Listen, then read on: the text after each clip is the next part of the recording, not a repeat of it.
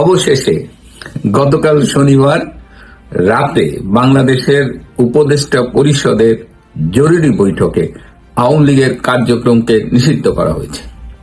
গত 2-3 দিন ধরেই কিন্তু একটা নাটক চলছিল। এই যে এনসিপির টোকাই সন্ত্রাসী হাসনাত আবদুল্লাহ আরো কারা কারা এরা যেন একটা নাটক করছিল আওয়ামী লীগকে নিষিদ্ধ করতে হবে, কিন্তু এটা was part of the game আর কি। এর একটা বড় প্ল্যানের অংশ ছিল। সেই প্ল্যানের অংশ হিসেবে খালেদা জিয়াকে দেশে ফিরিয়ে আনা হয়েছে। সেই প্ল্যানের অংশ হিসেবে সেনাপ্রধান এর সাথে জড়িত। সেই প্ল্যানের অংশ হিসেবে এইসব টোকাইদের রাস্তায় নামানো হয়েছে। এই টোকাইদের সাথে অ্যাড হয়েছে বাংলাদেশের স্বাধীনতার বিরোধিতাকারী সেই মৌলবাদী জঙ্গি গোষ্ঠী জামাত ইসলাম সহ অন্যান্যরা, এবং তারই ধারাবাহিকতায় আওয়ামী লীগের কার্যক্রম গতকাল নিষিদ্ধ করা হলো এবং আইসিটি ট্রাইব্যুনালের অধ্যাদেশের সংশোধনী এনেছে।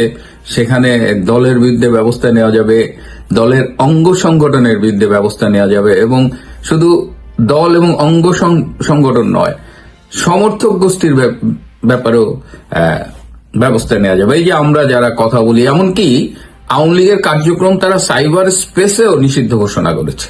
তার মানে আমরা এই যে কথা বলছি, অনলাইনে কথা বলছি, এটাও কিন্তু এখন নিষিদ্ধ। এই কথাগুলো বলা যাবে না, এবং এগুলো তারা ট্রাইব্যুনালের শাস্তিযোগ্য অপরাধের জন্য সংশোধনী নিয়ে এনেছে। আমি গত 2-3 দিন আওয়ামী লীগের নিষিদ্ধ হওয়ার ব্যাপারে কোনো কথা বলিনি, কারণ আমার বিশ্বাস ছিল এই নাটক যখন মঞ্চস্থ হচ্ছে তখন এটা হবে। এবং আমি যেহেতু ভেতরের কিছু খবর পাই, আমি জানি যে আমাদের সেনাপ্রধান ওয়াকার সে সারাক্ষণ ভয় থাকে, যদি আওয়ামী লীগ কোনোভাবে ফিরে আসে তাহলে তার রক্ষা নাই, তার জন্য আইনানুগ ফাঁসির দড়িটা ঝুলছে, এটা তার ধারণা।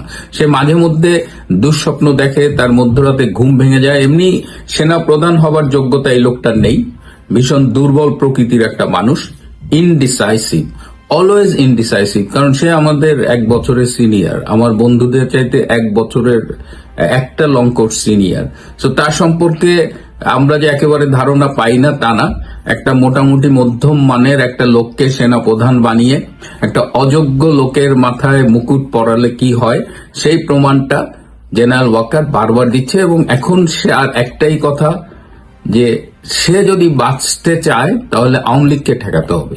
এবং এই কারণে এই যে বিএনপির আসার ব্যাপারটা, এই খালেদা জিয়ার এই সময় দেশে আসা, এর জন্য কিন্তু সেনা প্রধান মিডিয়েট করেছেন, এবং খালেদা জিয়ার জন্য কাতার সরকারের একটা বিশেষ বিমানের ব্যবস্থা করা, এই সব জেনারেল ওয়াকারের অ্যারেঞ্জমেন্ট। কারণ সে চাচ্ছে যে আওয়ামী লীগকে ঠেকাইতে হইলে যে কোনো উপায়, তার একটা প্ল্যান হলো যে বিএনপিকে ক্ষমতায় এনে সে মানে কেটে পড়তে চায়, আর একটা হলো যে ডক্টর ইউনূস বা যেই থাকুক আওয়ামী লীগ যেন থাকবে না। সো এই দিক দিয়ে যারা মনে করেন যে সেনাবাহিনী বাংলাদেশের গণতন্ত্রের সার্বভৌমত্বের রক্ষক হিসেবে থাকবে বা রাজনৈতিক প্রক্রিয়াকে প্রিজার্ভ করবে, তারা বোকার স্বর্গে বাস করেন। সম্প্রতি গত 3 মাসে বাংলাদেশের গোয়েন্দা সংস্থারা সারা দেশে কিছু জরিপ চালিয়েছে, এবং সেই জরিপে দেখা গেছে যে এই মুহূর্তে যদি বাংলাদেশে একটি মোটামুটি মানের নিরপেক্ষ নির্বাচন হয় তাহলে আওয়ামী লীগ 200-র বেশি আসনে জয়লাভ করবে। এই জরিপের ফলাফলের পরে তাদের মাথার মধ্যে আগুন জ্বলে গেছে, এবং তারপরে আমরা দেখেছি জামাতের নেতারা লন্ডন ছুটে গেছে খালেদা জিয়া এবং তারেক জিয়ার সাথে দেখা করতে। এই যে তারা লন্ডনে গিয়েছিল তার আগে আগে এই জরিপের ফলটা প্রকাশ পেয়েছে। খুব রিসেন্টলি আপনারা দেখেছেন যে এই আল জাজিরা টেলিভিশন, যেটি একটি মৌলবাদীদের টেলিভিশন, সেই টেলিভিশনে 9 লাখের বেশি মানুষের উপরে একটি জরিপ চালানো হয়েছে, এবং সেখানে 50% দর্শক আওয়ামী লীগের পক্ষে ভোট দিয়েছে। সুতরাং 5ই আগস্টের পরে আওয়ামী লীগকে ফ্যাসিবাদী বলে, শেখ হাসিনা সম্পর্কে আজে বাজে কথা বলে, তাকে অপসারণ করে দেশবাসীকে যে একটা ব্লাফ দেওয়া হয়েছিল, মানুষজন সেই প্রতারণার বিষয়টা বুঝতে পেরেছে, এবং আজকে মানুষ আওয়ামী লীগকে ফিরে চায়। তো আওয়ামী লীগকে যখন ফিরে চায়, যারা আওয়ামী লীগের অপসারণের জন্য কাজ করেছে তাদের সবার বুকের মধ্যে প্যালপিটেশন শুরু হয়ে গেছে। তার মধ্যে নাম্বার 1 হলো এই জেনারেল ওয়াকার। আর উপদেষ্টারা, এরা তো কোনোদিন দেশ চালায়নি। এদিকে আরাকান আর্মি নিয়ে আরেকটা ষড়যন্ত্র চলছে, করিডোরের অনেক ডেভেলপমেন্ট আছে। আমি আপনাদের কাছে খুব তাড়াতাড়ি কিছু রক্ত শীতল করা ইনফরমেশন নিয়ে আসব যে কি হচ্ছে টেকনাফে এই করিডোরের ব্যাপারে।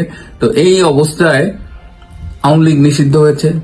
আওয়ামী লীগ নিষিদ্ধ হলে ক্ষতিকার, ক্ষতি বাংলাদেশের, ক্ষতি বাংলাদেশের মানুষের, ক্ষতি মুক্তিযুদ্ধের চেতনার, ক্ষতি স্বাধীনতার। এই আওয়ামী লীগকে তো নিষিদ্ধ করে কেউ পার পেয়ে যাবে না। সবশেষে আমি একটা ছোট্ট ভিডিও ক্লিপ আপনাদের দেখাই।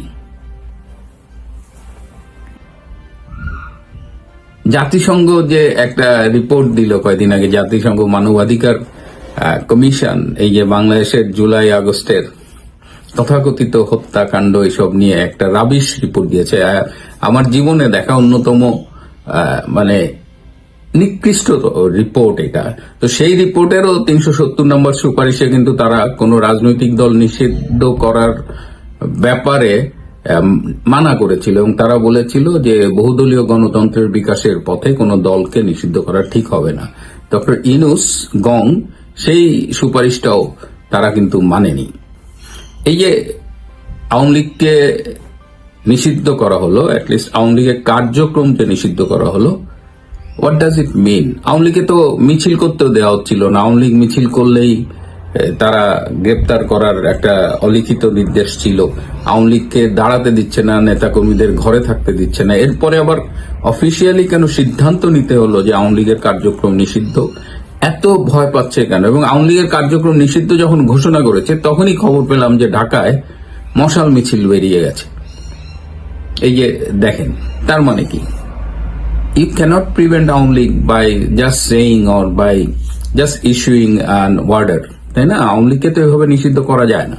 আওয়ামী লীগ যে নিষিদ্ধ হবে এটা তো আওয়ামী লীগও ধারণা করছিল, বিশেষ করে গত 2-3 দিনে যে এরকম একটা ডিসিশন আসতে পারে।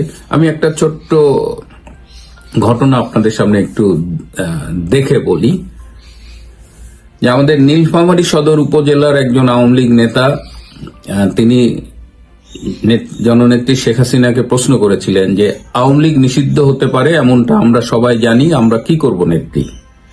বঙ্গবন্ধু কন্যা হাসলেন, এরপরে একটু দীর্ঘশ্বাস নিয়ে বললেন, আমি বেঁচে আছি, দেখো না সামনে কি হয়। আবার প্রশ্ন করলেন সেই নেতা যে কি হবে? নেত্রী বললেন, 71-এ কি হয়েছিল মনে আছে?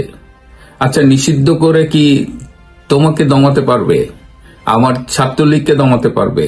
যুবলীগ, স্বেচ্ছাসেবক লীগ, শ্রমিক লীগ, বাংলার আপামর জনসাধারণকে দমাতে পারবে? ওরা আগুন নিয়ে খেলছে, এই আগুনই ওদের পোড়াবে। ইউনূসের বয়স শেষ, ছেলে মেয়ে সব বাইরে, সে তার শেষ ইচ্ছে পূরণ করছে। আমারও বয়স শেষ, কিন্তু তোমাদের প্রতি, দলের প্রতি, বাংলাদেশের প্রতি দায়বদ্ধতা আছে।